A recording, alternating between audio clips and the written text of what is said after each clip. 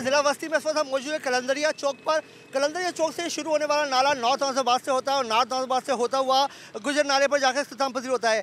इस नाले में बारिशों के दौरान क्या सूरत हाल होती है, कुछ अवाम हमारे साथ मौजूद है, उनसे जानने की कोशिश करते हैं। अस्सलाम वालेकुम भाई, यही रहते हैं आप? अस्सलाम वालेकुम। आप ये बताइएगा बारिशों में इस नाले की क्या सूरत हाल होती है?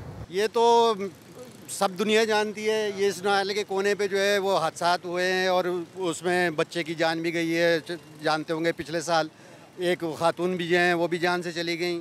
तो ना इसकी कोई छत है ना कुछ है, वो तो आप देख ही रहे हैं इसकी सूरत हाल। पानी जब बारिशें होती है तो पानी की क्या सिचुएशन होती है? बराबर हो जाता है? ये तो बराबर हो के, ये तो कोई बाहर वाला तो नहीं ये जज कर सकता कि यहाँ कोई नाला होगा। वो तो ज़रूर अंदर गिर जाएगा और ख़ास तौर पे बाइक वाले, फिर उनके साथ जो होगा वो आप जानते ही हैं कि ये गंदा पानी, और एक दफ़ा जो डूब गया वो उभर तो नहीं सकता है इसमें। तो ये सब मामलात हैं। या जो हमारी गवर्नमेंट, खैर वैसे कुछ कहना फजूल है गवर्नमेंट से, वो इसलिए कि वो तो पूरे शहर का हाल जो है वो इससे भी ज़्यादा बिगड़ा हुआ है।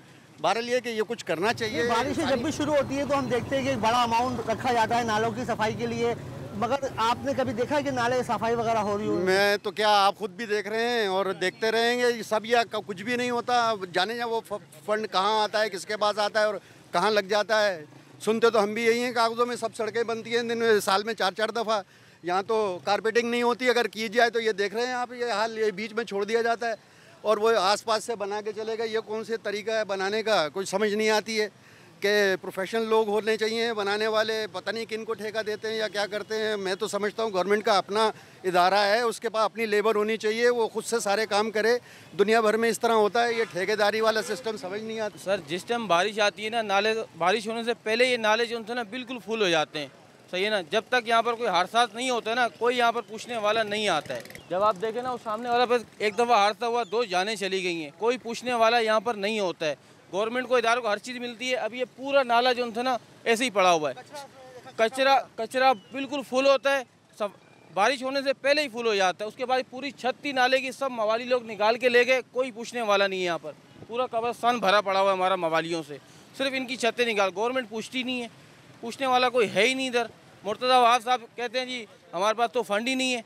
अब किसके पास फंड आएगा? ये कौन करने वाला है? यहाँ पर ज़्यादा बारिश भी कराची के लिए सही नहीं है, मेरा तो ये कहना है। क्योंकि ये जब बारिश आती है तो यहाँ पानी ऐसा हो जाता है कि बस चलने की जगह नहीं होती है। इधर लोग फैलांग के जा रहे होते हैं, कोई अंदर 3-4 बंदे भी गिरे हुए हैं, उनका कोई पूछने वाला नहीं है, कोई नहीं है। बस आवाम को मैं यही कहना चाहता हूँ कि बस घर में बैठो, ना कमाओ ना कुछ करो। अच्छा देखिए, आवाम जो है वो परेशान नज़र आती है हमेशा से। जो है वो अब्र रहमत जो है वो कराची वालों के लिए रहमत बन जाता है।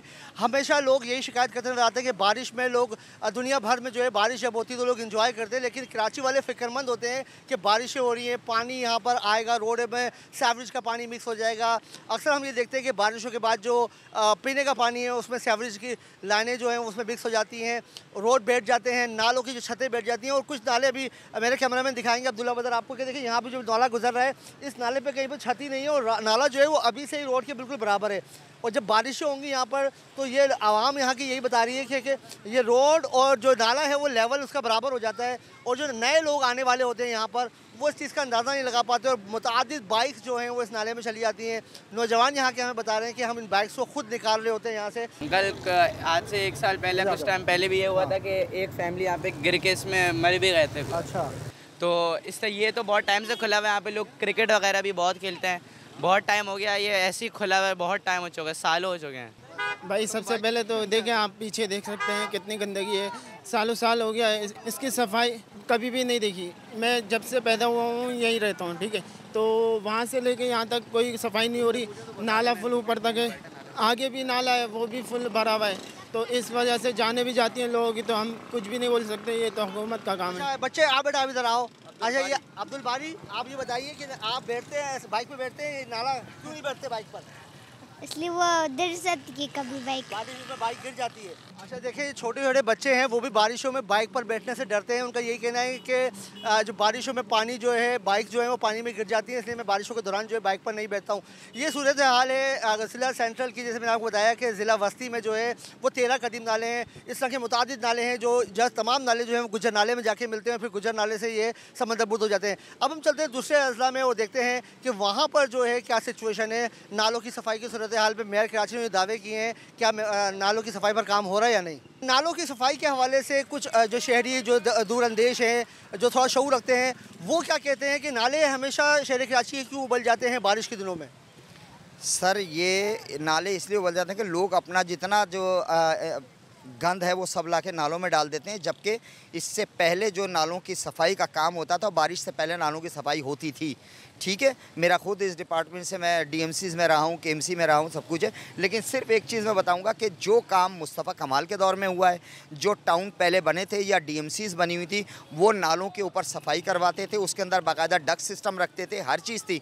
लेकिन अब इन्होंने अब ये सारा काम कह देते हैं कि जी मुर्तज़ा वहाब की सारी हकीकत खुल के सामने आ गई।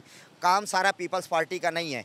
पीपल्स पार्टी फ़ंड देती है टाउन को। टाउन में इस वक्त कौन कौन है जो जमात इस्लामी रिप्रेजेंट कर रही है, पीटीआई रिप्रेजेंट कर रही है, जमात इस्लामी के साथ पीपल्स पार्टी रिप्रेजेंट कर रही है, जहाँ जहाँ पे वो अपने काम कर रहे हैं। लेकिन ज़्यादातर इलाके के अंदर जो है ना वो यूसीज़ का मसला है, या टाउन चेयरमैन मौजूद हैं, नायब टाउन चेयरमैन मौजूद हैं। ये सारे काम उनके, क्या उनको नज़र नहीं आ रहा कि बारिशों की पेशिन गोई थी और आप उसके लिए पहले से करते? लेकिन उनका कोई काम नहीं है। सिर्फ एक चीज़ को फोकस किया हुआ है कि इसका पथारा उठा दिया, इधर से उठा के उधर बंद करवा दिया। इस वक्त आप नॉर्थ कराची में जाके देखें, सिर्फ एक बंदा है जिसने काम करवाया है और वो बड़े दिल जमई के साथ काम कर रहा है, वो एमपी रेहान इकराम।